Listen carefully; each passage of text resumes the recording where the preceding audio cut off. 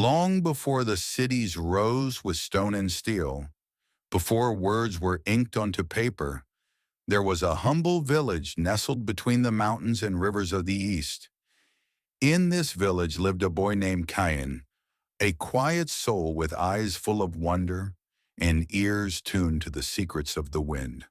The elders often called him strange, for while other boys played with sticks and chased wild goats, Cain sat beneath the ancient fig tree, listening. He was the son of a potter, and his hands were meant for clay. But Cain's heart was molded by the stories the wind whispered.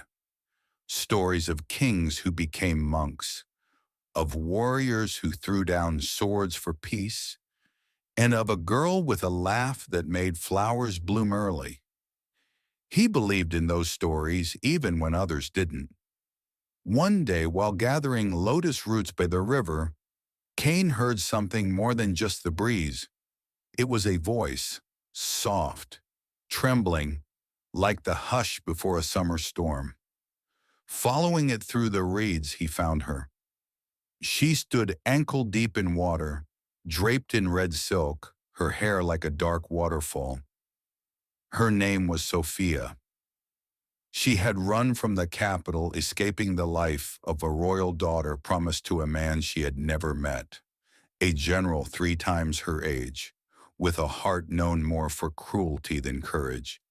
At first, she didn't speak much, but Cain, being Cain, simply listened, and from his silence grew trust, and from trust, laughter, and eventually love. Not the kind sung by court musicians or carved into temple stones, but a quiet love, built on shared glances and long walks beneath the moonlight.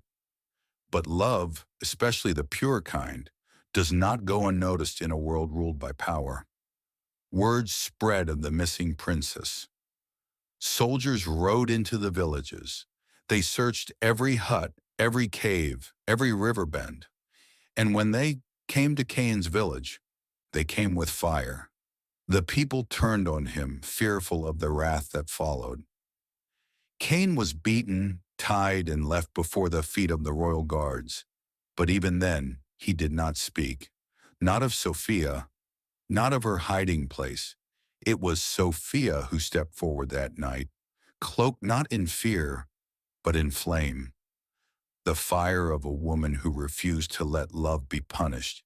She gave herself up, demanding Cain's freedom in return. The soldiers, stunned by her boldness, took her away. Cain was left broken, not by the pain in his body, but by the silence she left behind. But this was not the end. Cain healed slowly, and with every scar, he made a promise that he would not let their story end with a prison cell or a royal marriage. Love, true love, is not a fleeting emotion. It is a force, a fire, and it can burn down palaces if need be. He trained, he learned, he journeyed to the temples to study wisdom and to the mountains to forge strength. He spoke to sages, to warriors, to rebels hiding from the empire. Every step was a seed of change. Every breath was for her.